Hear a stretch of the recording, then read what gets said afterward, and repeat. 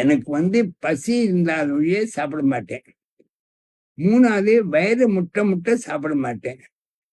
2 சாப்பாட்டுக்கு நடுவில் ஏதாவது வந்துன்னா அது அமிர்தமாவே இருந்தாலும் சரி அதை சாப்பிட மாட்டேன். உணவு கட்டு நம்முடைய டிசீஸ்ல வியாதிகள்ல முக்காவாசி வியாதிகள் வயத்துல இருந்தா வருது.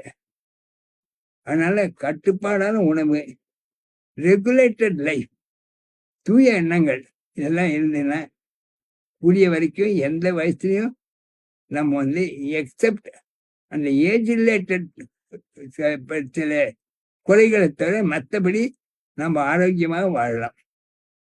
சரியான டயத்துக்கு சாப்பிடணும், குறிப்பிட்ட டயத்துக்கு படுத்துக்க போகணும், அந்த அளவோட சாப்பிடணும்.